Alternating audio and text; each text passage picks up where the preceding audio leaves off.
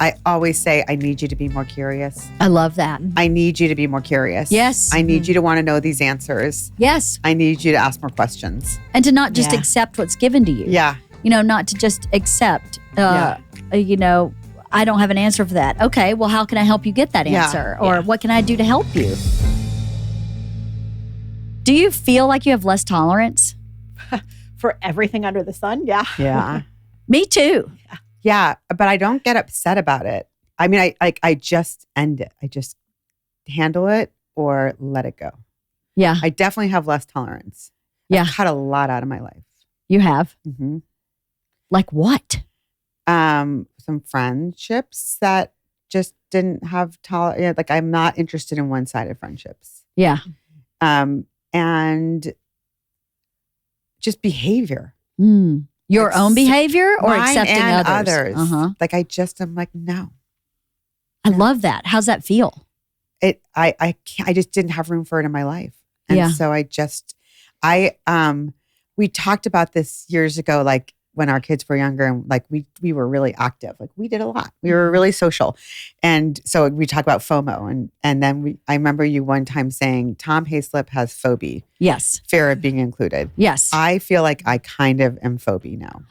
And I for sure used to be FOMO. 100%, Jeannie. That's a 180 for you. And now I'm like, please don't include me. How funny. What do you think that's about? That's so interesting because I have a little bit of that too. And also I don't like to make plans. Uh-huh. Like if like something comes up last second and I'm feeling it and I'm like, yeah, that sounds like we could do that. But right now I have no plans for this weekend. And my birthday's on Sunday. Wow. And I'm like, Darren keeps saying, what do you want to do? What do you want to do? And I'm like, I don't know yet. I don't know how I'm going to feel. Yeah. And I kind of want to wait and see how I feel. Yeah. I'm like, maybe Fryman, maybe. And he's like, when do you think you're going to know? I'm like, well, like closer. So what do you think that's about? But first of all, I wanted you guys to come back on because I thought we had a really great episode a long time ago. It was number 18. What was the date? I don't remember the date. Well, it was June, right? But 18 would have been 7 years ago. And it was in June. Yeah, that's crazy. Right? I don't remember. Like I don't remember what we talked about. I watched it this morning. I know. I was going to. And I should have. I did. It was forgot. awesome. First of all, I said this in the very beginning of the podcast and I was like, wow, you were really waxing poetic for a while. But I really feel this way. I have the best friends. Aw. You guys are such amazing We're still people. here. I know, right? But I looked at Jeannie them. hasn't cut you out yet. Not yet. Thank God. Phew. I know, right? I made the cut. We did have dinner, just the four of us recently. We so did. I think we're okay. We're good. And I made a plan. And you made a plan. We stuck to it. And it was in advance. I know. So, but I was like, I miss my friends a lot because the difference between the era we were in 7 years ago and now is so drastic as to like what we were doing in our day to day as opposed to what we're doing now as mid-50 empty nesters is so different. But I wanted to say, I watched the whole podcast over again. It was 2 hours long. Oh, wow. It was an amazing, cool conversation. It's episode number 18. If anybody wants to go back and watch it, we have one camera. So it is not sophisticated. It is a wide shot. So I didn't really watch it. There's not a lot to watch. Yeah. But I did listen to it on YouTube. And I thought we had so many amazing things to say. What'd I do with my cheat sheet? Oh, I'm so curious. Oh, I had a cheat sheet. But I'm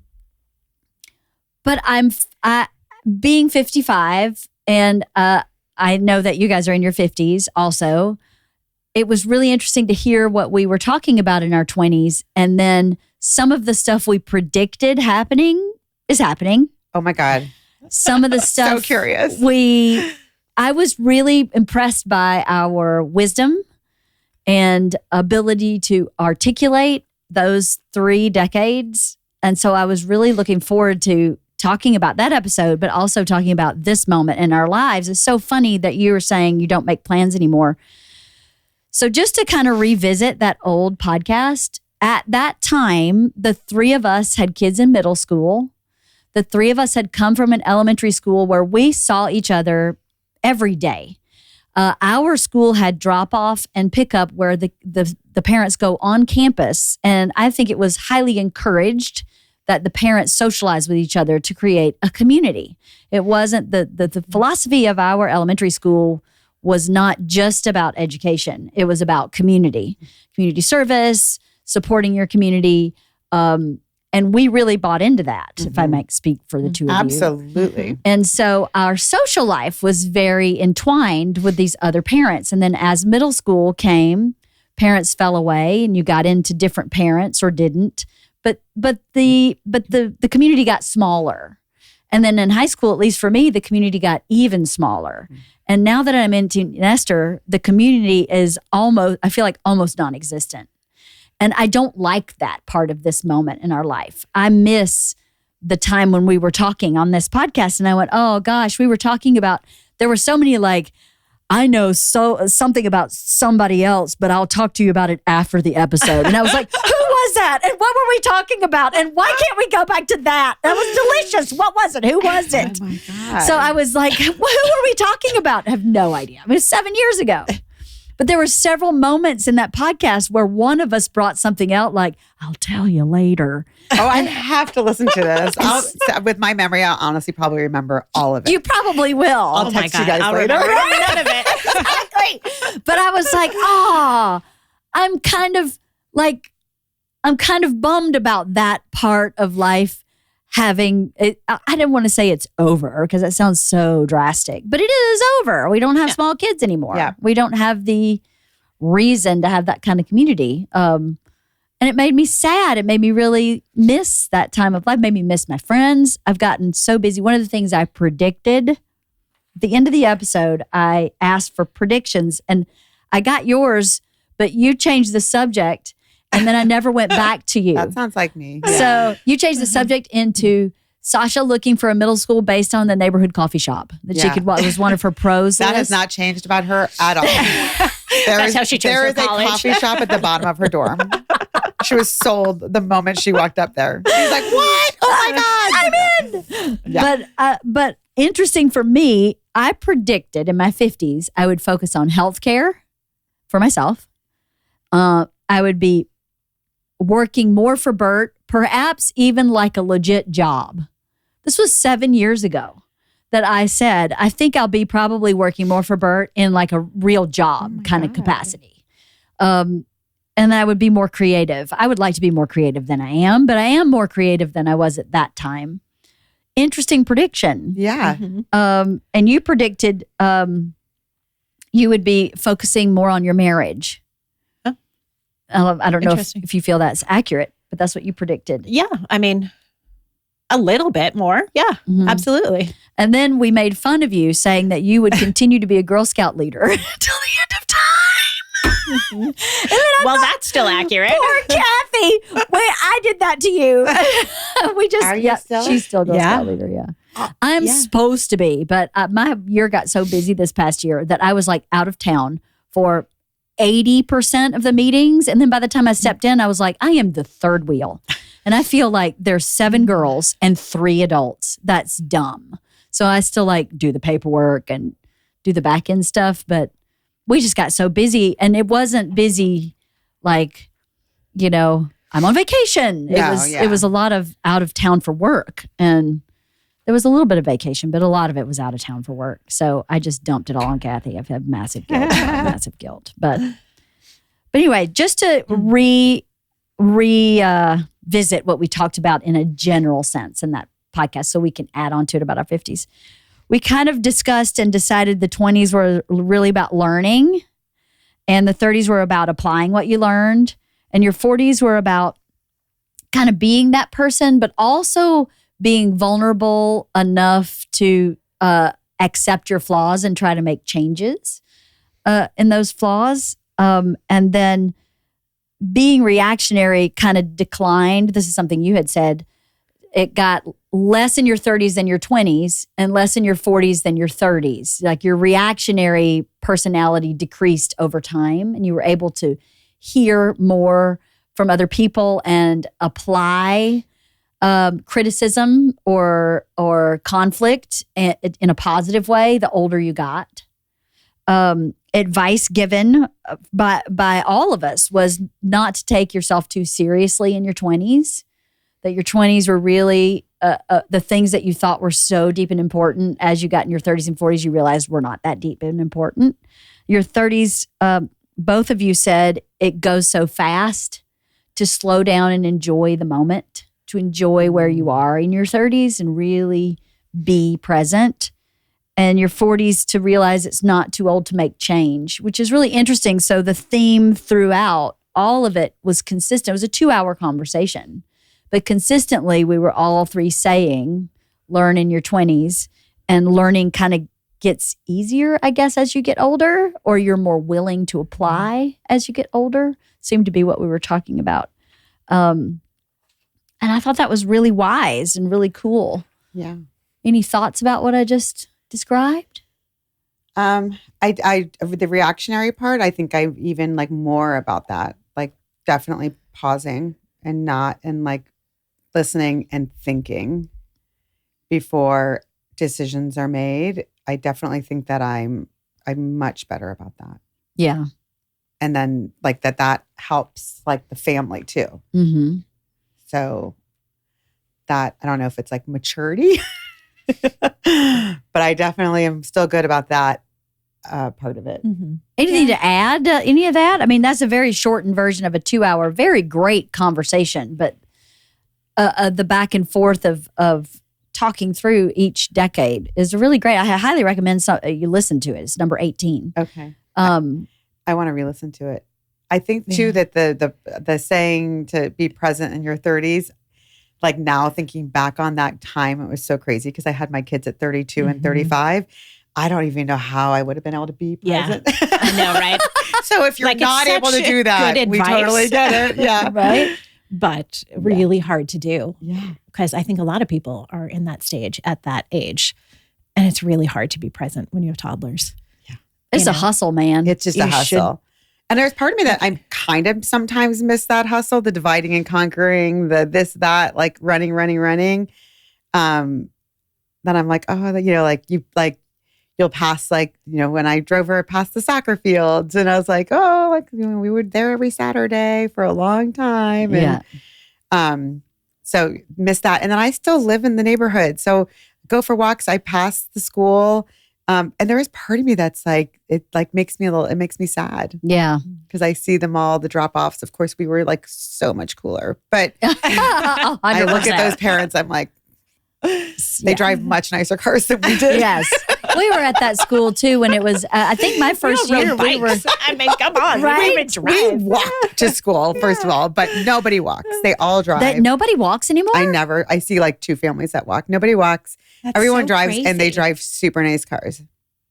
Interesting. I wonder if we were there really in a moment. So when we moved to the Valley, it was 2002, and it wasn't that great of a school. Like people were not dying to get into it like they are now. And there's this whole movement now of like that they should be letting more people in and stuff, and this fight to let more people in. And I'm like, oh my gosh, it's so funny because we had lots of people who lived in our neighborhood who were trying to get into that other really good school south of the boulevard. So, yes. And now we're that school. Mm-hmm. So it definitely changed a lot. It's changed a lot. Yeah. I remember we had just moved in because we were out of the district, and literally 2 weeks before kindergarten started, I walked in and signed up and we were in. Yeah. Like there was no wait list. There was no none of that coveted, you've got to get in. I just showed up and we were in. Right. And that was, that didn't last long. No. I may have been one of the last people to be able to do that. You know what I mean? Yes. It changed. And when people they a lot of times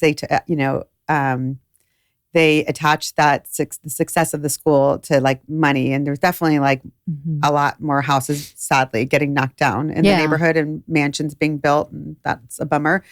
But it was on the shoulders of all those parents who didn't live in fancy homes, Mm-hmm. who worked 40 hours a week on top of another job for Colfax or elementary school.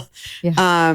giving all their time, working so hard, and fundraising. squeezing dollars out of rocks. Yeah. You know what I mean? Like we busted our ass. We did. So to raise like that when money. people say that it's just because you live in a wealthy area or something, I'm like, oh, that was not it. And when I bought my house, it was not a wealthy area. No, it was not. When we Yeah, bought it our was house, very different. it was not wealthy. So it was just a lot of hard work. And I know that it takes like a certain parent involvement to make that happen. But sometimes I'm like, don't just try to get into that school.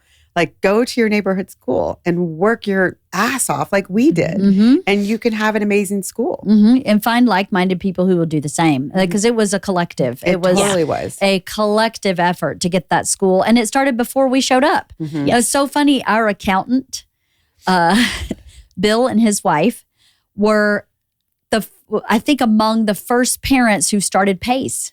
Wow. And his kids were much older than my kids. But when I started getting my taxes done after we moved there, he had been our tax accountant for a while. He was like, "Oh, you're at that school." We were one of the first members of PACE. We actually started the World Fair, so it started years before we showed up. Yeah. And they started the farm. So all of this started before us. And I think when we showed up, if I remember correctly, I think we were at like a 40% free lunch. Yeah. Which speaks to what the demographic is, that it was not a wealthy school. Mm-mm.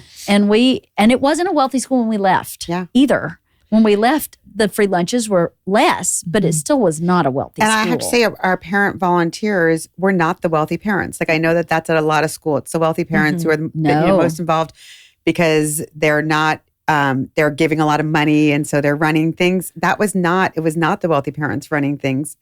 It was parents who had a job and were like doing this on the side. Yep. And we're scrappy. It was scrappy. It was scrappy. I mean, Gilbert and the Gilbert the plumber built everything all the time. And you're like, he was so amazing. How many kids did he go through that school? He had several. Yeah. He was there before.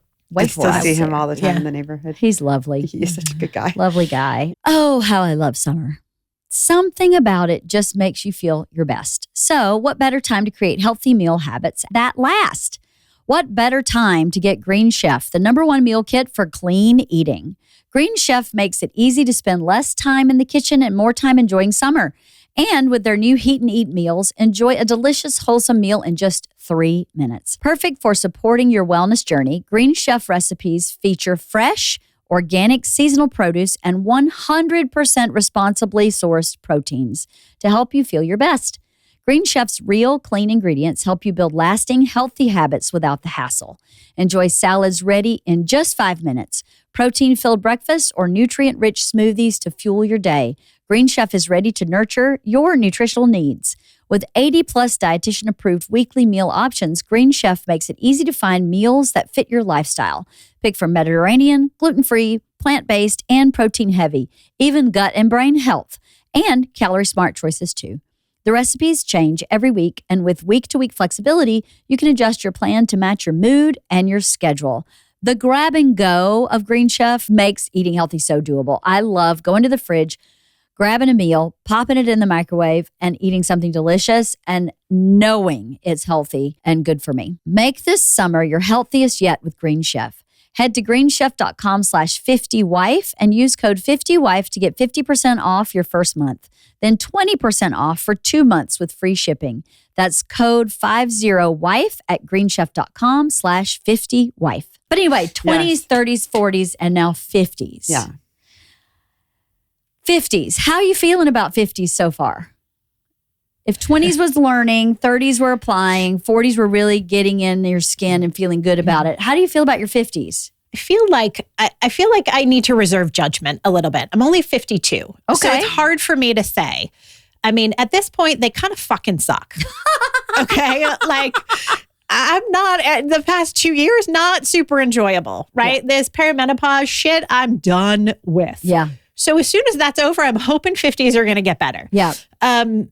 So yeah, I don't know. I feel like it may be a little, I don't know how to define a whole decade quite yet. Yeah, you're early in it. Yeah. So you want to predict it? What do you think it will be? It's going to get better. I'm not going to want to like kill everyone. It's only one way. There's only one way. Up is the only way we're going at this point. 100%. Well, all right. So I'm in the middle, 55. Same. I turn 55 on Sunday. I always make myself older than I am. I do too. I was like, I'm 55. Yeah, and someone said, I almost corrected you. Pierce said yesterday, no, you're not. I'm like, in 2 months. We were born in the 70s. Yeah. In the 70s. That's what I always say. We'll just say the 70s. Yes. But no, so I'm turning 55 on Sunday. So I feel like I'm in the middle of it. It's an empty nest. Although not now. My son graduated from college and got a job here. So he's moved back in, which I'm not at all upset about. I like it. But it's quiet, which is weird. And as I earlier said, I don't make plans. I guess I'd does feel a little lonely, but not friend wise. I think it's more like the whole family wise. I know what you mean. Yeah. But I'm full on in menopause and I seem to have that under control other than the occasional. Like I can't imagine being cold. Like whenever someone like goes and grabs a blanket or a sweatshirt, I'm always like, that's so cute. It's adorable. I like just can't imagine being like, oh, it's so cold in here. Like, no. That's so funny. So I feel like I run hot. Yeah. Well, I'll tell you what I think about the 50s. I have such mixed feelings about them because I feel like the things, I think we're just now, literally in the last 12 months, I feel like we're just now being taught about menopause and what that looks like. And learning is one thing, like seeking out information is one thing. And when information comes your way from multiple avenues, just because it's in the zeitgeist and society is another thing. And I feel like the last 12 months has started coming my way where I've sought out information, but now it's everywhere. I feel like I wasn't prepared for what was going to happen in my body. And you hear about the hot flashes and the whatever, but the actual change in the shape of my body, I wasn't really prepared for. It's one of those things where they say, I can tell you what having a baby's like or giving birth is like, but when you give birth, you can't really prepare for that. Someone can say it's going to be scary, it's going to hurt, this is how they cover it, but until you go through it, I don't think you can really understand it. And the experience of menopause is so different for everybody. And the spectrum is so large but I just didn't understand that. And I think some of it has been really, scary is the wrong word, but it's been unmooring, where I've always known who I am and been confident in who I am. And with some of the changes in menopause, I have lost confidence in who I am. I never thought I would be that person. Never thought I'd be the person that was like insecure. I don't know if insecure is the right word even, like the brain fog. I had brain fog after I had a baby. This is not the same. I'm not experiencing it in the same way. I don't know if it's because I'm in a professional realm and I wasn't before, and you forget the name of the lollipop your kid likes is one thing, but to forget the name of your husband's last special when you're in a meeting with his agents is another thing and feels really different. It makes me feel dumb. It makes me feel vulnerable in a very different way. It makes me feel like I have dementia. And then, you research it and you go, no. This is part of the chemicals and the hormones and whatever, and it will regulate and blah, blah, blah. But the general public doesn't know or understand that. Right. So the optics of me going, I just produced a special of which I cannot recall the name. Right. Is so your confidence, it's like affecting your confidence. Yes. Well, as you say, like it affects your body, I feel like it affects your brain. Like I feel 100%. Like that's the piece that I'm struggling with. You just don't feel as sharp as you used to feel same. sharp. Yeah. I was just cleaning out my closet and I found back in the day when we started our jobs in our 20s, one of my very first bosses gave me the best advice and said, start an Atta-girl file. What's an Atta-girl? Oh, Atta-girl file. And back in the 90s and early 2000s, everyone wrote letters thanking you when you did something at work or like sent you a memo, like your boss might send you a memo. I just want to tell you killed it doing this, and I had totally forgotten about it and I found it. And I've been feeling a lot the same way where all of a sudden, like I'm getting on a Zoom call and I look at the name of who I'm meeting with and I all of a sudden panic and I'm like, what is this about? And I don't even have time to go check it. And then I'm like, so tell me about like what you guys are looking for. And that's how I start the meeting because I'm like, I have no fucking clue what is happening right now. So I totally get that. Yeah. And then it will come as soon as they're like, I'm like, oh yeah. And now I know where I am. But I found this Atta-girl file and I have probably like 100 memos and letters in there. And I started reading through them and they were so complimentary and so nice. And I was like, all right, you are good. You are good. Like you're good at your job. You can do this. Like, people like you. You do a good job. And that was like 10 jobs ago, but still, it was like so good for me. I'm so glad I have it. And I hate, like, I'm also in a space in my mid 50s where I want nothing coming into my house. Like, I want nothing, like, if someone comes and gives me a platter, I'm like, what the fuck? Yeah. I don't want another fucking platter. Like, where am I going to put it? You know? So I want, when I bring trash bags of stuff to donate out, it's like the best feeling ever. I'm trying to get stuff out of my house. So I no new things in, only out. And so I have this file and I'm thinking, like, I should throw this in the trash. Like, what am I doing with all these old papers from the 90s? But I was like, no, I'm keeping it. No, you should start adding to it again. Exactly. But no one writes letters again. And it also made me, I'm going to go back and write letters. Yeah.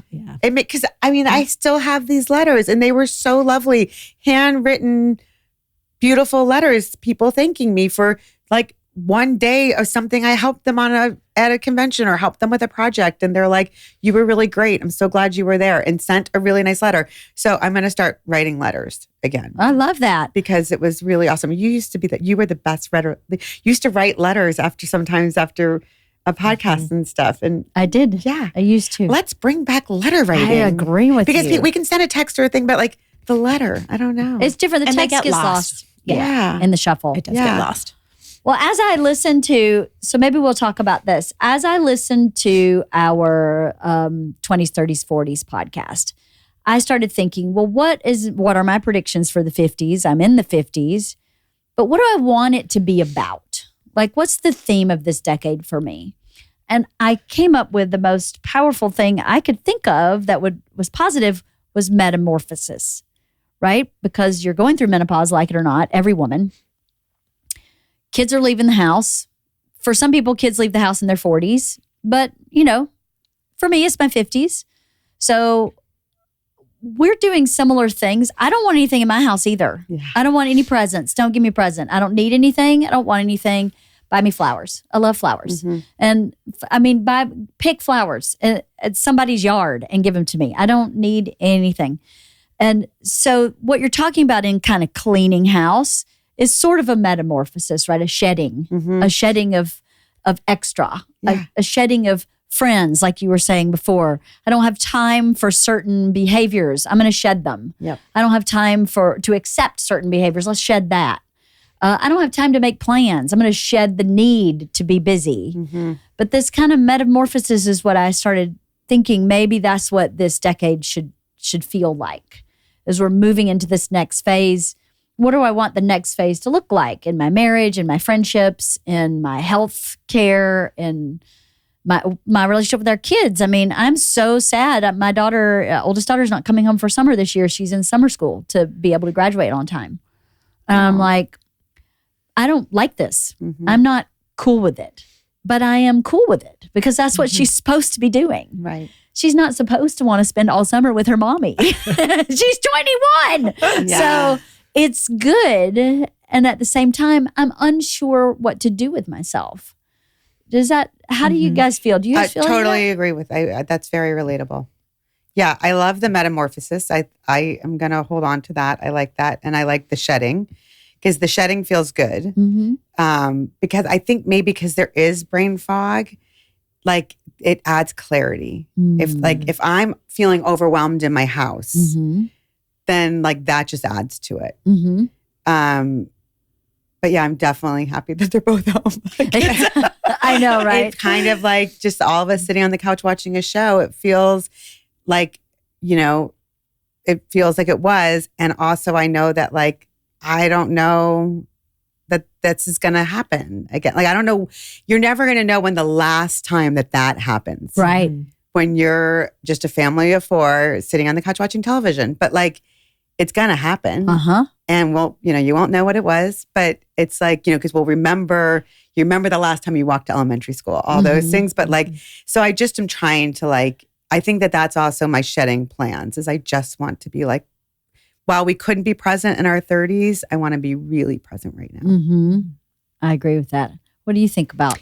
I was thinking it's a lot about, I want to say personal growth, but it's like, I don't know if it's about growth or just about change, right? Like the growth in our marriage, the growth of our relationship with our adult children, because that has changed. The growth in terms of taking care of myself. Now it's in a different way and I need to focus on it differently.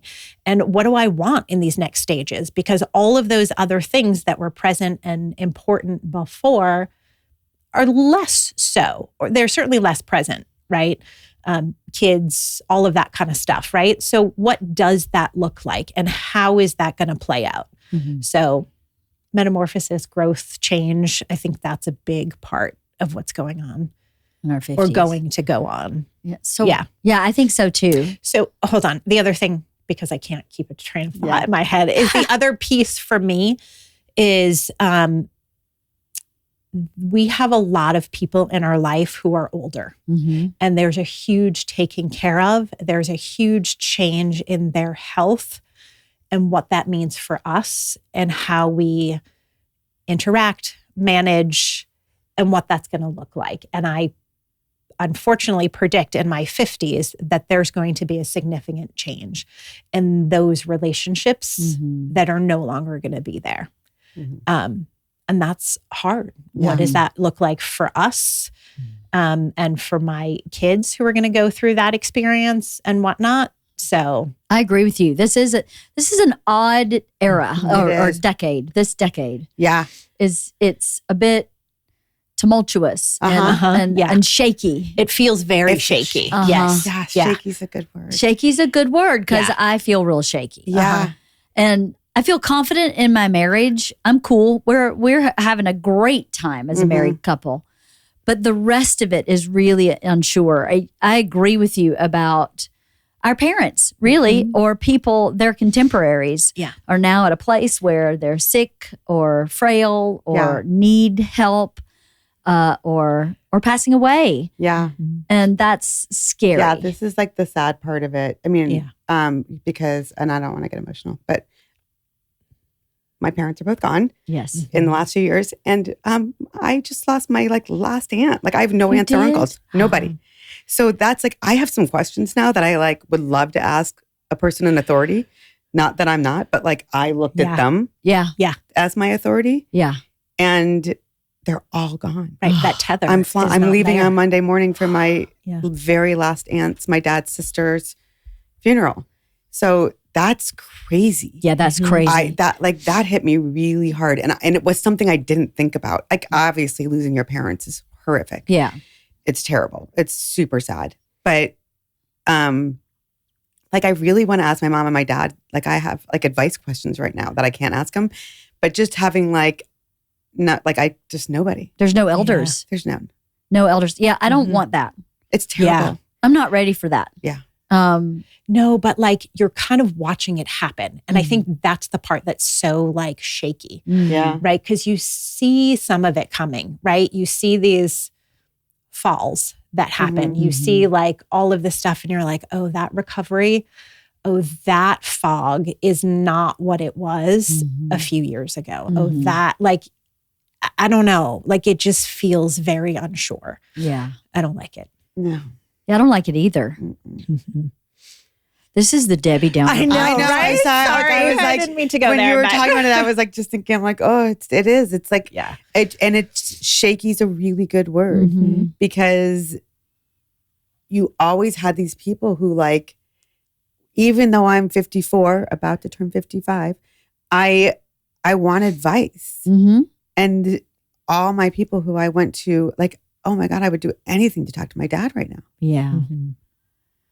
That's so interesting you say that, because I think what's really great about our generation of people is that I feel like we've always been, maybe not always, but as adults have been willing to ask advice or say, I don't know the answer. Like, I have no problem going, I don't really know. Or like, what does that word mean? Like, I don't even know what that word means. Right. Tell me. I don't have any kind of embarrassment or shame about asking for advice or help. I mean, Bert constantly talks to his parents about things that are bothering him or something he needs to work through. And I do that with my dad. And I think maybe our parents did that with their parents, but I didn't really see either of my parents reach to their parents in that way for real, like, elder statesman advice. Sort of. Maybe it happened, and I just didn't see it. Did you see your parents rely on their parents? So my last grandparent died when I was 7. Oh, okay, so you don't know. But I do. It was my mom's father. And yes, she did all the time. And like, we couldn't, like, when we were, the last house we bought before he passed away, I remember him having to fly in from New York and see it before my dad was allowed to buy it. Must have been a little bit demasculating to my dad. But that like, they looked to him for everything. For everything, yeah. Yeah, for sure. I don't know. I don't remember my parents doing that. But again, my grandparents died when I was very young. My mom, I know, spoke to her mom every single day.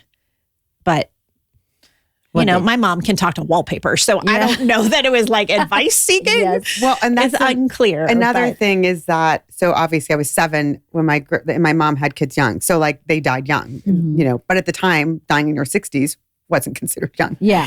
And I remember my dad passed away at 77, and my mom, like, immediately, it was sudden, it was a heart attack, but she looked up what the average age of death for someone his age was, and it was like 79 or something when he passed away. And so it actually made her feel better. Like, that he was only robbed of what could have been 2 more years, you know? Yeah. And then she passed away at 81, which, like, they smoked constantly. Like, they didn't, like, we're taking care of ourselves. Yeah. So, like, also it's so different just because people are living so much longer. And that hopefully we live longer and are healthier because we've lived a very different lifestyle than I think our parents lived. We know better. We know better. Yeah, and things. medicine is catching up with aging. And we go, like, check things out. Yeah. We go to the doctor. We go for our appointments, don't we? We're getting our mammograms. We're getting our mammograms. I'm She's today, she's tomorrow. Yeah. Getting shit done. I actually, like, I do get that little proud of myself when I, as I say, handle things. Yeah, me too. Because I didn't handle things for myself a lot when our kids were younger because that's so true, right? I was so focused on them that Did they ever miss appointments? Never. Nope, never. Like, everyone else got their therapy except for me. Right? But so when I handle things for myself, I feel like I'm like, you go. That's right. You handled that. Well, that was for you. That was for you. So in our 50s, this tolerance thing, this has been fascinating for me to watch for myself, is my decrease in tolerance.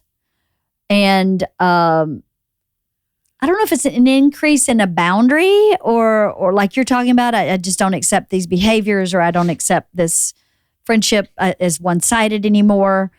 But I do find that I struggle with things that I had never struggled with before. I don't know if at the age when you have young kids, you're just struggling with so much that struggle is the norm. And then as they leave, you're like, oh, I don't actually have to struggle. Well, then I'm not going to. And you just kind of, relax into not dealing with shit that you don't want to deal with. Right. And I don't know if that's healthy or not. I definitely I don't either. I just shut down. And so. You shut down emotionally? I just. Interesting. And I'm sure that's not healthy. But it's how I'm handling things right now. But I'm aware of it. But that's healthy that you're aware of it. That's right. That's right. We're going to stick with that. That's right. Now that you say that, I think I sort of shut down a little bit too. Yeah. I think I just can't deal, so I shut it down. Yeah, I think I shut down a little bit too. And I think that because what I want to do is immature. Like what I want to do is like yell at someone. And I just won't allow myself to do that. And what I want to do is cry. Yeah. And so I just don't do that. Me too. And what I want to do is have a fit. And I just won't do that. Me too. Is that how you're feeling too? 100%. See, I didn't go there before. That didn't happen before. So I don't know if I was just eating it, but all of a sudden I am highly aware of this lack of tolerance or a decreased level of tolerance. And then also, I guess I'm figuring this out as we're talking, an inability to regulate myself to a point where I can actually address it. Yeah. I have to address it later or not at all. No. I mean, have you had like been in a situation where something sad or is happening and someone goes in to give you a hug and I'm like, no. Yes. Because if they do, I'll fall totally apart. And I'm like, I can't do this right now. I'm keeping it together. Please don't do that. Same. Do you have these experiences? It's a little bit different. Like I feel like I get really angry and like everything. She's perimenopausal. Yeah, it's true. Like I'm still fucking raging at everything. We're through that. Yeah, well. On the other side is what we're talking about. Both. I know, right? I still have rage too. Yeah. But like, I feel like I find myself needing a check-in, right? Because I'm so angry. And I'm like, this is probably not rational. So I need someone else to hear and tell me if I'm reasonable or not. Really? So, yeah. I feel like that happens a lot where I'm like, wait a minute, am I fucking crazy? Yeah. Because I want to kill someone because they are ABC. going, whatever. And I'm like, that's not okay. So I feel like I have to check my emotions, which is really only one emotion, with other people to make sure that it's like valid. Is it the rage emotion? It might be. So you have to check your anger. Yes. You have to check your anger. I feel like, Oh my God. Now I'm just picturing anger from Inside Out. The little red guy. Yes. Lewis Black. That is me. Right? Lewis Black has a button, like the Staples button, you know? God, I love him but so when you much. push it, it goes, go fuck yourself. Go fuck yourself. I totally And you do that. I do. And you're like, I don't know what happened there. We used Lewis's Maybe that's button my so checker. much it stopped working. I love like it him no longer so works. much. I love him too. He is such a wonderful, actually wonderful human being. I love Lewis. Hilarious. But that's so interesting, Cathy, because I do that also because I've talked about this before where I had a Bert said something very kind of no big deal to me and I went to the moon and I could not bring myself down from the moon. I was so angry at him and talking out of my ass angry, like fighting like we were in a bar and I was moving furniture around. Like I was mad. And then the next day had an awareness that was off balance, that really was not okay. Yeah. But the collateral damage of that is now I'm afraid that will get away from me again. But do you think, was it related to something else? So if I lose it about something stupid, it's a culmination. Oh, absolutely. It was. Of a bunch of things. And then that just was the trigger. It was a culmination and it was my hormones were a little wacky. And coincidentally, I've already talked about this, sorry, on another podcast, but I had my hormone replacement doctor appointment the very next day and told her what had happened the night before. And she was like, well, I can show you in your blood work why that happened. And so she said herself, it was a perfect storm, probably an accumulation of things, probably a drop in blood sugar, a teeny bit of alcohol, and these two hormones being completely out of whack. So you put all that together. But it makes you second guess yourself. 100%. Right? Like talk about no confidence. I'm like, I can't fucking do anything without having somebody tell me I'm okay. Do you have, that's not healthy either, right? No. Do you have someone who you can call, like, so I do have a friend who I can call and I'll go, should I be upset about this? Is like literally how it starts. Yeah. And then I tell the story and she's just like a great listener and then will be like, either be like, oh, like I would just blow that off or like be like, yeah, I think that you should say, contact that person and say blah, blah, blah. And I'm like, oh, okay. But I love like whenever like she answers, I'm like, should I be? And she's like, oh. Should I be upset about this? Because I don't know. Yeah. Am I Yeah, overreacting? right. Am I being ridiculous? Like, is this a stupid thing to be upset about? Mine is, am I crazy? Mhm. But Yeah. It makes Yeah. me feel psychotic. it does, It right? makes me feel unstable. Yeah. Shaky. Shaky. Again. Yeah, Like, exactly. then I don't know what's real. Like I can't trust myself anymore. exactly. Where did that come from? It's so like we crazy. just built 40 years of trust. And now all of a sudden I'm like, I don't dare do anything. Here comes the lunatic. Yeah, exactly. Right. That's Someone not- opened the loony bin and she's out. That's what I feel like. And I feel really bad for Bert sometimes. And that's a large statement because that guy is a handful. So for me to suddenly be a handful, I don't understand what that balance is supposed to look like, right? He doesn't have to deal with me being like ridiculously angry about something that doesn't really matter and doesn't tomorrow matter to me. You know what I mean? Like by the time I've calmed down. But it's just such a weird place to be. So I'm hoping that this is a metamorphosis that we can figure out how to say, well, this is real, this isn't. Or is it? This is another question I have for myself. I don't know if this applies to you guys. Or is it that I've spent my life watching other people, seeing what they need, and then adjusting my needs based on that because of how I grew up? That's how I had to survive, right? I had to see, well, what mood is she in today?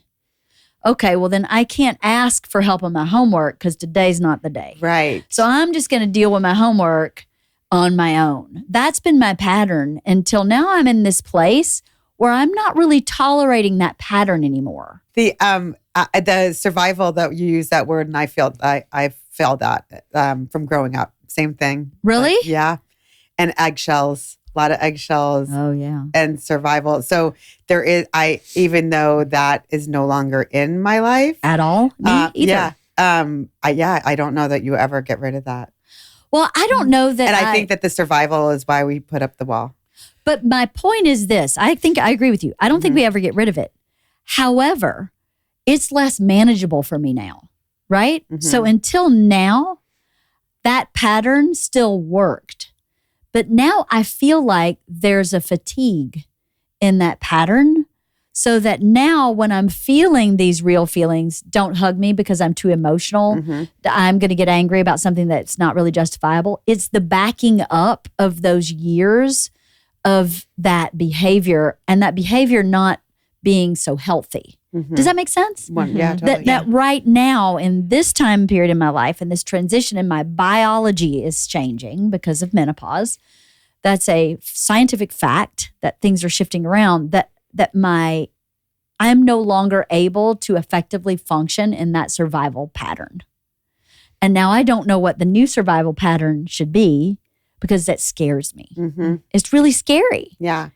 And it's worked for 50 years. Yeah. Years. Right. So to try to change that is not easy. And this is the other thing that I'm thinking is that we also are aware of it now. Like I'm aware at the moment it's happening, Yeah. what I'm doing. Yeah.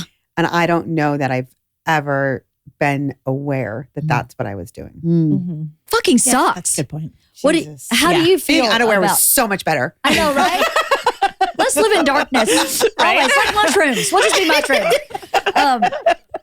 Do you feel like any of that rings for you at all? Or no? A little bit. Yeah. Yeah. I mean, I definitely have a lot less tolerance and I don't know what that looks like. Because if you don't tolerate it, then what? Right? You've got to do something with that emotion or feeling or behavior or whatever, right? Sorry. You can cut people out, you can do whatever, but like that also is a big shift and change and requires something different than before. And is that what you want or not? You know? And do I want to be making decisions like that when I'm a fucking lunatic? Because that may not be the right decision, you know? So I don't know. I feel, again, it's that whole shaky where like, I just don't trust anything I do or say these days. And that's not a good feeling. No, it's not. So It's a weird place to be. I feel like it's a weird place to be. Just speaking for myself, I've been in therapy a long time. I've always been pretty self-reflective. not always, since my 20s, I've been pretty self-reflective. I've always been curious and welcoming of change. And I still welcome the change, but I feel like I just feel really vulnerable for the first time in a long time. I think the problem is before you ask for change, right? Like that's why you're in therapy, right? Now you're like being forced to have this change that you may or may not be ready for. That's interesting. That is interesting. Harder. I didn't ask for this. Who wants menopause? Nobody. But that's a really good point. There's a lot of change. I mean, when your kids leave and you are as good a parents as we were very good parents. Yes, not perfect, but good parents. We wanted to grow human beings, right? To really help foster their own personal growth. There's such a purpose and a value system ingrained in you for that. And that purpose is changed. And I don't know, I guess maybe what's the next purpose? That purpose was, and this doesn't resonate for everybody. I find it a very noble purpose to really be a conscientious parent. It's very noble cause. So how do you shift that nobility to yourself, maybe? Right. I agree. It's my favorite thing I've ever done in my entire life. Oh, same. Yeah, just absolutely have adored it. Nothing has brought me more happiness. Same. So yeah, maybe that's like a lot of it is that, yeah, again, the change we didn't ask for. I think it's like, I think it's that untethering, right? Like you've fostered this human for so long. You've launched them out into the world. And now your parenting is very different, right? It is as a very different role. But what do you do with all of that energy and emotion and time and whatever, right? Where do you focus that? I don't know. Maybe it should be on ourselves. Probably. It should be, but I don't that know. also feels weird, doesn't it?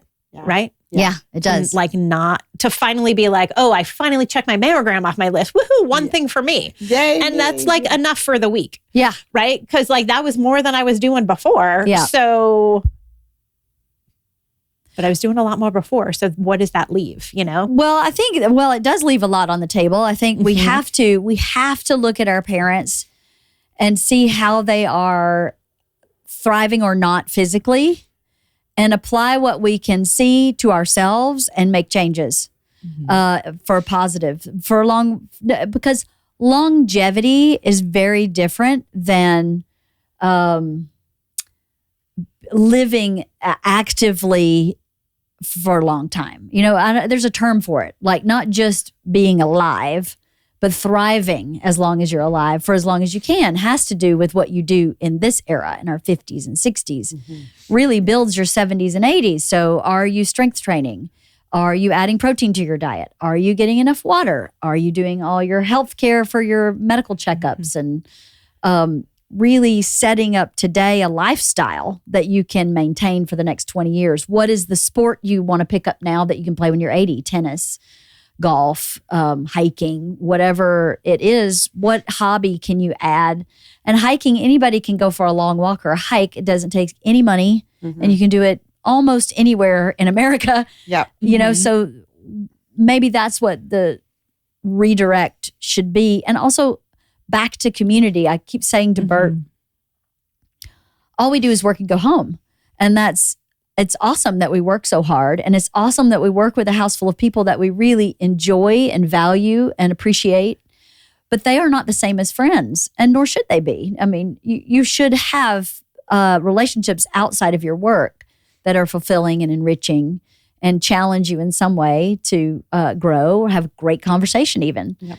And we don't put enough focus on that as a couple. And I haven't been able to as an individual. I was just saying to somebody yesterday in the office, I was like, I kind of can't wait till Bert goes on tour, because he's been home for a year, so I don't go to lunch with my girlfriends. I don't go for a hike with him. I don't reach out to anybody because I'm enjoying this year at home with Bert. But I wonder if we have to make when you have drop off and pick up, you have no choice. You have to show up. But I personally have only put one thing in place, and that's working out 3 days a week with Sandy. Other than that, I don't have any others. Even Girl Scouts, when I was in Girl Scouts regularly, I knew every other week I would see Cathy and Kirsten. But that went away because work stepped in front of it. So maybe we have to look at the 50s a little differently to set up your community for your 60s and 70s. Yeah. You know, Bert and I were on vacation, and every day we went for a 3-mile, really aggressive walk, and we swam like a quarter mile every day. And I said, I think we need to start planning trips with friends that are active. Yeah. Like, what can we do that's active? Can we go to Appalachia and hike part of the Appalachian Trail? Obviously, I'm not hiking the whole trail, but if we go, can we do a 2-day hike? And who would we want to do that with? And we should start thinking about life in that way. What do you guys think about that? I think that's awesome. Because I always feel better. Like, I hike a lot. I walk a lot. I walk almost every single night. Because I like kind of need that decompression from work. But I always feel so much better. I feel so much better when I go to sleep early. Like, all those things we know, that it's just like a matter of like doing them all the time. But like, just I feel better when I'm active. Yeah, totally. I also think building community is really important. Like, it has fallen off. It's not such a priority. We had such a built-in one that we took advantage of it and didn't foster it as much as we should have once it was gone. You know what I mean? So how do we build that back into our life? That's something that we definitely need to work on. I think so. Yeah. I keep saying I'm going to have a regular game night. I've been saying that for 2 years, and I just can't seem to make it happen. Like, third Thursday of the month or something, that come or don't, but third Thursday of the month, this is what we're doing. Or a pickleball night.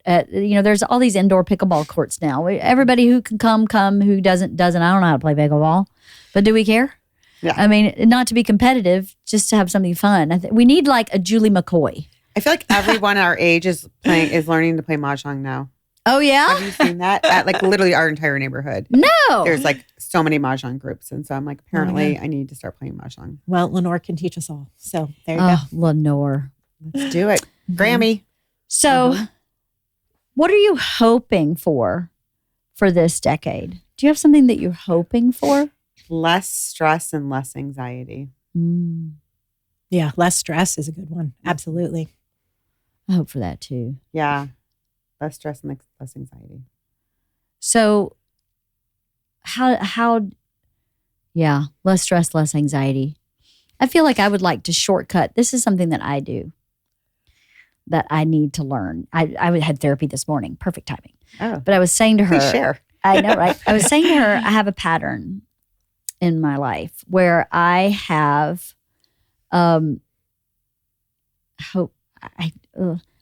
I have a cleaning crew that cleans for me on Wednesdays. I don't have a housekeeper or anything like that, but they come in on Wednesday and clean. And I don't like the job they do. And I tell them what I don't like, and then they can't really sustain it. But I can't bring myself to let them go because I feel responsible for their paycheck because I pay them. And I can apply that model to so many places in my life where I do exactly what Bert said, which is I put what's going on, the greater good or what's going on with them over the fact that then, I have to come in and adjust myself to make it work. It's that blue collar mentality, I think, where I'm like, give me a ball of string and some duct tape and I will get this car back on the road. When really you should just put the car out to pasture and get a new car. I am so duct tape string girl that I sometimes don't see the solution as maybe this just isn't the right fit. Like the cleaning crew cleans my house very quickly. That works for me. But then I come in and I go, well, if my side table is arranged like this, they'll leave like the plant on the chair and the panther across the room and I have to put it all back, right? So I go, well, now you've made work for me. By taking work off my plate, you've put work on my plate because now everything is like in disarray. It's the dumbest complaint. And I'll say, hey, put it back where it was. And they just can't, it's just not their wheelhouse. But I can't bring myself to let them go because I feel responsible for them. This was a problem I had. Remember in the beginning? Oh my God, of the podcast where I had a person where every time I tried to let her go, it's you and cleaning people. It's me. It's me in every place. Like in every place, I can't seem to just. Well, you're an empathetic person, and I like a lot of the. I think the weight you carry too, like because I feel that too, is I feel other people's emotions. Like I can't. It's going to make them feel bad. It's going to do this. It's going to do that, and I can't. But then I don't think about my own. Yes, that's exactly my point. Yeah. I would like for this decade to be a shift in that way of functioning that I have been doing my whole life. Is the same thing as watching the room and saying, oh, can I do this today? Or where are you today? I think that's what I'd like this to be about, is how do I balance that? It doesn't need to be my way or the highway, but how do I get a little better at taking care of myself in that way? Because I just realized that this was the same conversation I was having about my other housekeeper. I'm doing the same thing on over episode and over 18? again. No, in the beginning of 7 years ago when I had a different housekeeper. Oh my goodness. So I got another one, and for a minute it was okay because it was happening like hard and fast. And then I was like, well, I'll just tell them to put it all back and they'll figure it out. And it's just not. Yeah. And still. Sometimes, I just wait for someone to finish doing something so then I can go do it. Mm-hmm. Anything else we need to say about our 50s? No, I think that's a good goal though, is to prioritize yourself a little bit more. Yeah. Like that definitely, not that I need to be number one, but I need to be in the top 10, Yeah. Right? Like, and I'm not at all, haven't been for a very long time. So how do you make that happen? Mm-hmm.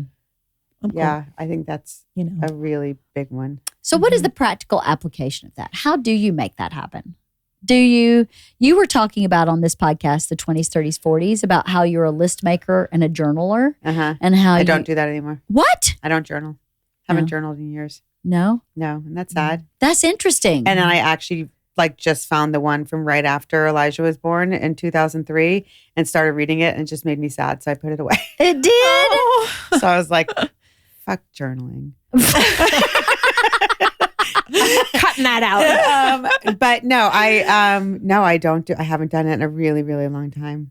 I do make lists. Yeah, well, because I can't remember what I'm trying to do.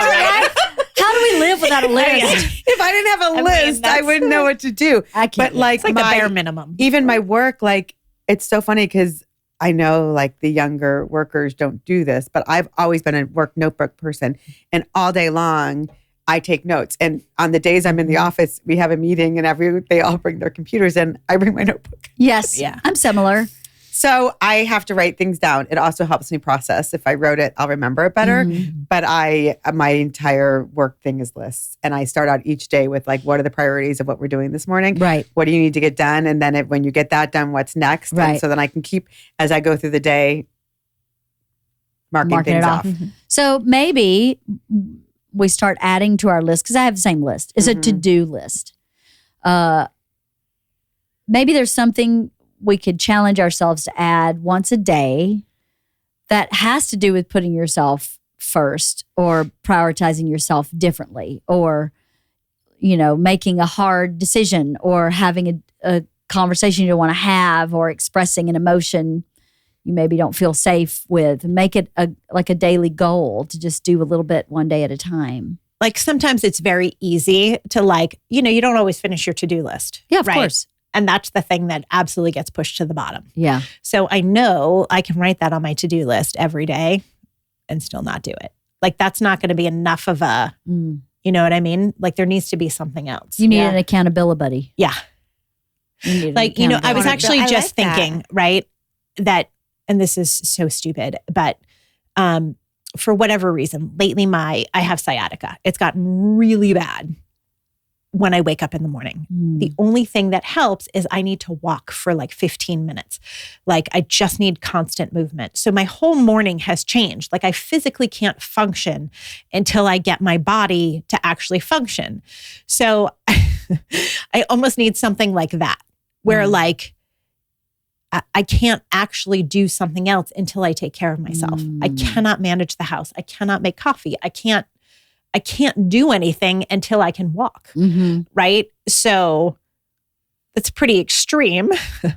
The world going, hey, you better fucking take care of yourself. Right. And that's like, where's the in between? Right. Like, how do you make it happen so that it is that priority to get through your day? I don't know.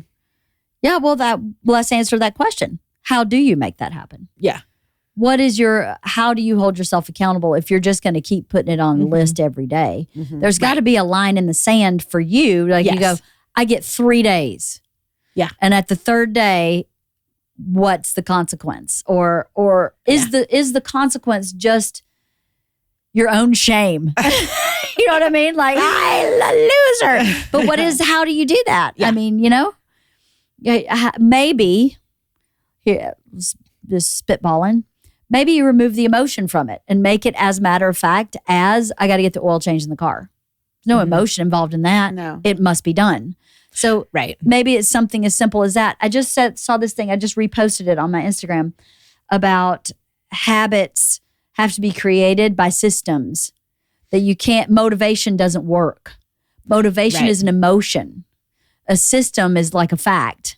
So if you have a system in place, you will do it. Like I go work out Monday, Wednesday, Friday, and I have to pick up Sandy to drive there. That is a system. I don't ever miss. And then when she's out of town, my system just keeps going. And that's because we have a system in place. And therapy is every Thursday at 8 a.m. And it never changes. It's like a system. Even though those are appointments, there is some system to it, where I know I'm having a cup of coffee while I'm in therapy. I make the coffee at a certain time of day. I always do my therapy in my office with my door closed. It's one of the only times I'm in my office. And there's like a little system to it, a little ritual system to it. So maybe that's what we have to do for ourselves to make it an appointment. You know what I mean? Like if you reframe it that this is an appointment, like getting the oil changed, right? Like you don't just show up. You have an appointment to go there. Like whatever this is that you have to do for yourself, that's 10 a.m. on Wednesday or whatever it might be. You know what I mean? Maybe that's a better way to look at it. Yeah, maybe you just have to start journaling again, Jeannie. Don't know. I got to find the last one and see when it ended, but yeah. So what do you think is different about, we asked this question in the last podcast, but I want to ask it again. Because 7 years later, there's a whole new crop of 20-year-olds, right? What do you think their biggest challenge is as 20-year-olds today? Oh, God. I mean, it's so different. It is so different. We've had a pandemic in there. Like their world changed so much. And then I know like social media is old, but it's like just the dating apps and the social media and how they meet people. We met, all of my friends were from the office, meeting in the office. And like it was fun. Or we had so college. Much fun. Yeah. Yes. I mean, so in my Atta-girl file, I kept it and I actually texted it to these guys and I was like, so maybe I keep things. But it was 2 Post-its. And this is like, we didn't watch Dawson Creek because we were in our 20s, but like we knew who the characters were and they were like, like one of their Post-its. They used to leave Post-its on my little teeny tiny square Mac screen that I had on my desk. And it would be like, meet me by the creek, Pacey. Like just as like a joke. Yeah. And they were, or like if they knew I had a bad day, they were like, yeah, I'm sorry you had a bad day, but your hair is silky smooth. Love Z and D, because their names are Zach and Damien. One lives in Boston now, one lives in the South Bay. And it's so funny because they were my best friends at work. We had the best time. Yeah. And I, for whatever reason, kept those Post-its because they made me laugh that day. And I just stuck them in my Atta-girl file. That's so cool. And there they were. And I sent them pictures and they were like, oh, Lord. I was like, maybe I keep things. I don't know. But like that was like, it's so different. So I don't know, like, I'm sure like they have a different way of having fun, but I like in a way I'm sad for them. Although my son is in an office 3 days a week. They're in a 3 day. And I'm like, is it fun? Are you in a cubicle? Right? Who do you talk to at the water cooler? Wait, you don't have water coolers? My bad. What? Oh yeah. Right. Especially what if they don't, right? Yeah. What if they're all on Zoom? Yeah. Like so many people are still working from home. Like how fucking terrible would that be? Yeah. Your first job and like you don't actually... I mean, your interactions are work so friends are different than the people you met in college. It's like it's such a different group of people. Yeah, and it is sad that like, I don't know. I just like, I loved that. I liked going to work. I literally, there were days we would look at each other and be like, they paid us to come here today. I mean, we did work at Playboy, but like we were like, they paid us to come here today. Like we had the time of our lives. Yeah. And I'm so grateful. I think it was so much fun. I know. I feel like a lot of young folks today fight to work from home. And I think you're missing so many opportunities, you know, to learn to work with people that you maybe don't like, to learn more about yourself in working as a group and truly collaborating. I know people get a lot done at home sometimes, but I think it's a short game. Yeah. You know, a long game for life is to work in a group and with all the warts and all of the dynamics of the people that you work with, that it's a gift. You know, I said in our podcast number 18 how I think everybody should wait tables for like 6 months because you have to work as a team. Or work retail. Retail. Well, retail is less of a teamwork, I feel like. But as a waitress, you have a busboy, you have a bartender, you have, you know, dishwashers, and you have hostesses, and you all have to coordinate and work together. Personalities in those situations don't always meld. It's the nature of the business. And then you have to be nice no matter what's going on behind the scenes to your customer, even if the customer's an asshole. Yeah, just smile. It really teaches you a lot about getting along to get along. And being humble. Yes, and being humble. And I think the 20-somethings today are so bright and empowered in a way that we were. And I think that's really amazing. I think 20-somethings today are exposed to so much more of the world and are so much more worldly than we ever could have been. Well, it's so weird. They go I don't know now. if that's such a good thing. I mean, maybe. I majored in history. Like people, when we went to school, were like, I'm an English major. Yeah. I'm a history major. Yeah. All right. Exactly. So now they go to college knowing what they want to be when they grow up. Yes. Like they go in with a specific major because they've had access via the internet, all these different things to see a lot more than what we were seeing. Totally. In terms of what they could do. So they come out very different people. We came out like, what do I do now? Yes. Like, what am I doing?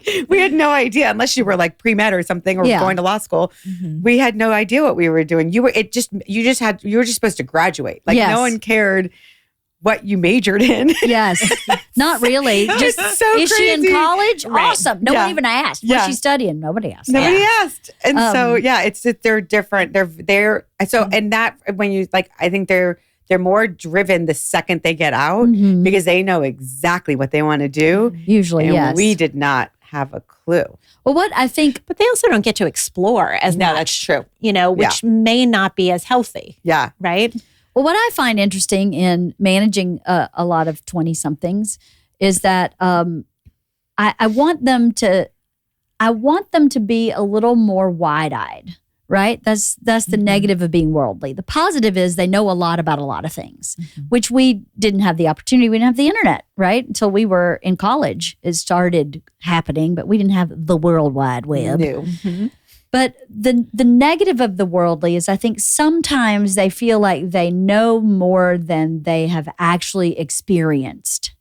So experiencing something is very different than having seen it happen or read about it. So just like we were talking earlier, you can tell me what childbirth's going to be like. Until you push a baby out of your body, you do not understand what that's like. Or even if someone takes it out surgically.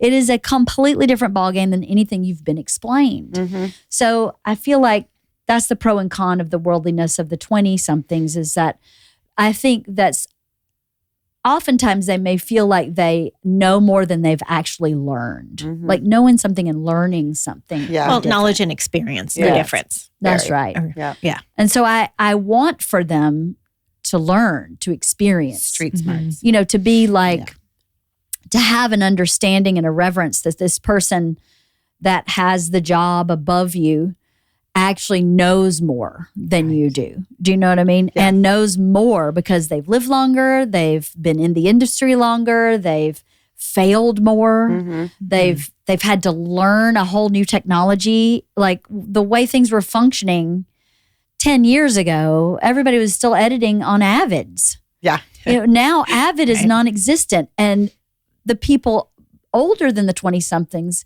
had to learn that modality, and now this one, where these young people just jump to this one. You know, I was thinking about this with music the other day, and like the way music is these days. And who was I talking to about musicians from like the 60s and 70s, and had no idea who any of these people were. And I was like, no, rock, our parents saw rock and roll become. Yeah. I saw rap happen. Mm-hmm. Like I was alive and watched an entire genre of art birth, right? That's really profound, I think. And jazz, the generations before us who watched jazz become something, and the blues. And I don't know their generation, what are they watching become in that way? I don't know. I know, because it all just seems to be coming back around again. Yes. Like fashion, music, all of it. It's just like a revisiting of the past. Yes. As if, but what I experience is as if they're the first to see it. Yeah. And I go, oh, no. I've been listening to this music and no, my parents listened to this. I mean, this is actually old.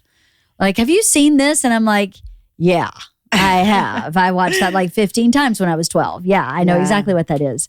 But it's interesting to me how it's presented, like I was with some of Isla's roommates, and one of them was really downloading something they'd discovered to me. And I was like, you mean Bob Dylan?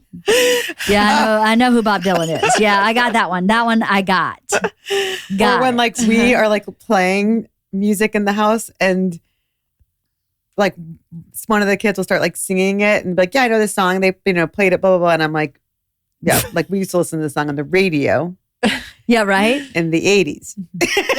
I bought the tape and played it until it broke. I got it. Men at Work. Yep. I know exactly who they are. It's so funny. It's interesting. I just wish for this, it seems less like there are less opportunities for an apprenticeship type mentality in the workplace. Or mentors. Yes. I mean, I had so many amazing mentors. Yes. Like, who I still like. I LinkedIn is like my favorite social media.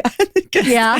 I don't know why I get like such a kick out of seeing what people like when they're posting different things. It inspires me, I guess. I get inspired. Yeah. I don't get inspired on Facebook or Instagram. I get inspired on Instagram. I mean, on LinkedIn, because I see what people are doing. Yeah. But I had some really awesome mentors and who taught me really like to be the person I am now work-wise.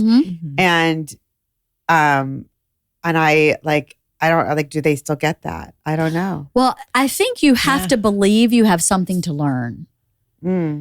As a 20-something, you have to believe you have something to learn. But I think we meaning societally, raised kids to get the right answer. Like to teach to the test. Yeah. You have to take the test and pass the test. So I got to have the right answer.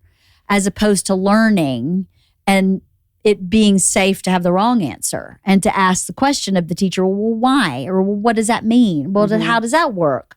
Well, how did Napoleon become so powerful when he was only 4'11"? Like there's so much teach to the test, and you got to get the test right, and you got to get in college, and you got to SAT, and you got to. So then there's no fostering of this, like, it's okay to not know everything, and it's okay to ask the questions, and it's okay to have someone teach you. I don't know. Maybe that's part of it. Yeah. Yeah. It's interesting though, because I'll see something and it'll be like, well, this is the way it goes. But there's so many different ways that it could go. And a lack of kind of like curiosity in someone who's been around for a while. Oh my gosh. I say this to my kids all the time. And if they listen to this, they're going to be so annoyed. But I always say, I need you to be more curious. I need you to ask more questions. I love that. I say it all the time because like I'll ask about someone or something and I'll get I don't know, blah, blah, blah. And then in 2 seconds, I'm like, oh, they this, and this. And then I'm like, that was at your fingertips. Yes. I need you to be more curious. Yes. I need you to want to know these answers. Yes. I need you to ask more questions. And to not just accept what's given to you. Yeah. Not to just accept, I don't have an answer for that. Okay, well, how can I help you get that answer? Or what can I do to help you? But yes, I definitely, I was so curious. I wanted not one answer. I wanted 10 answers. You know, I wanted to know like every possibility. I'm the same. So I like when there's just this lack of curiosity, I'm like, wow, like you need to be more curious. Why aren't you asking more questions? I wonder if the lack of curiosity has anything to do with what I was just saying, that teachers suddenly had to teach to the test. Yeah. So they didn't go, well, what do you think's going to happen in this science experiment? Because I remember my chemistry teacher teaching chemistry that way. If we put this with this, what do you think will happen? And then we would answer the question, and then he would help us find the right answer, right? Yeah. That's how you teach someone to think, as opposed to going, if you put this with this, this happens. Memorize that because it will be on the test. Yeah, you know, that's a very different fostering of a brain. And then just lack of time. I feel like there's just like everything moves at like such a faster pace now. So there's just not the time to sit and ask questions. But I do see more of, now that my kids are a little bit older and people our age or older than us, like when we reach out and say, you know, oh, she's interested in this, would you be willing to talk to her? And just like people really wanting to do that. Yeah. And that makes me happy. Yeah. Because it's just like priceless. Yeah, it is. Their experience and what they can share, even though it's different now. Their experience is priceless. And 100%. so I'm so appreciative when someone our age will take the time to meet with someone younger and share their experience. I think it's awesome too. What were you going to say, Cathy? I was going to say, I think it goes back to like, you have to be willing to want to learn, right? Like that is such a huge part of your 20s is learning. And if you already have all of the answers, you know, you're not going to get very far. No. I think it makes the rest of your life difficult if you're not willing to be curious and learn and know that you're not supposed to have it all together in your 20s and that or 50s apparently. Or well, I think it is like, I think to your point, it is a bit cyclical, right? I feel like we're sort of back to the 20s again of this is a learning, a metamorphosis, because your 20s really is a metamorphosis from child to adult, right? So now we're kind of from adult to senior. Oh dear Lord. Oh, we got to find a new word. I know we should find a new word. But anyway, it is kind of experienced adult. Okay, yes, highly experienced. Mature. I mean, I also like, I don't know about you guys. I don't feel 54. Not at all. No. I don't feel 55. No. And when I look in the mirror, like, great, I don't feel like I look that old. Same. But it goes back to like that people, like they were different. I mean, you always like, you see those like pictures of like the Golden Girls, like they were younger than us. Yes. Yeah. Which is ridiculous. Wild, right? So crazy. What is that? Even movie stars and like old award shows. Oh my God, roasts, you they're watch old as dirt. I all of a sudden get curious because I'm like, how old was, and I'm like, you know, Dick Van Patten was like 40 when he was doing 8 is Enough. What? Yes. Yeah. Insane. That's why when he died not too long ago, I was like, Dick Van Patten? Was he 180?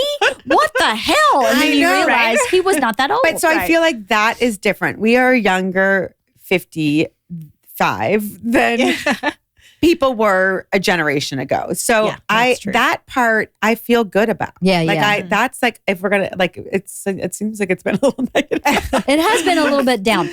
But I feel like I mean, I went out I always run. I mean, I always walk, but like the other day, my daughter came home and she's running like crazy every day. And I was like, I want to run. And I used to run all the time. Yeah. And I went for a run and I was able to run for over 2 miles and not stop. And I was like, I could still run. Okay, let's keep with the positive. Yeah. What's positive? Okay, I feel sexier than I have in a long time. Aww. And I don't look sexier than I have in a long time. But I feel like at this age with this man I've been with for this long and he's still super into me, I got it going on. Yeah. Like I feel like sexy all of a sudden. And I feel if I get micromanagey about like this is falling and I've got crow's feet and whatever, I get down on myself. But if I just look at my whole picture, I feel really beautiful. Yeah.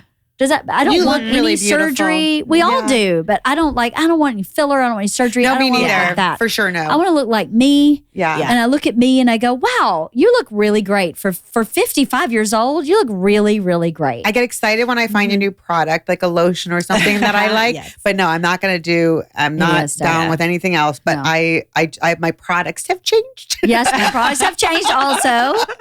Mine have changed too. Yeah. But yeah, that's, I think that's right. And working out, focusing on my health, which started when I was 49, where I went, I can't get up from the putting clothes in the dryer without pulling myself up. This stops today. I am definitely stronger than I think I have been since in my 20s from working out consistently for 6 years, like 3 days a week, strength training. I am so happy with my body and how it functions, like its strength, mobility, flexibility, stability. I'm super sturdy. I don't try to pick up the couch and move it across the room anymore like I did. I would hurt myself in my 30s and 40s out of defiance. Like, I will get this couch. I've stopped doing that. And I'm actually really proud of that, where I'm just like, you know what? Keep your health. Someone else can move the couch. Keep your health intact, because that discomfort from moving the couch is not worth it. Mhm. Just stop doing that. Yeah, it's not good for you. What about you? What's your positives? Oh, positives. Let's see. I have not learned that yet. I would love to learn that. I'm still very stubborn. You? I know, shocking, right? It is hard to believe. It's not hard for me to believe. I've known you a long Whatever. time. Whatever. It's one of your best qualities. Really? It is a great quality. I did fall Stubborn off is a very ladder helpful. a week ago because I was You stubborn. fell off a ladder? So let's not endorse the stubbornness. What are the positives? I don't know. I think what you said. I don't feel particularly sexy, but I don't feel like gross either. Like, I feel hopeful. I think that's the biggest thing, is that I know that this is a phase. I don't love this phase, but I know that it's getting better and I'm looking forward to it. You know what I mean? Like, so I think that is the most positive thing. Okay. Hopeful. That's good. Hopeful's great. Hopeful. I love it. Me too. 50s are hopeful. Yes.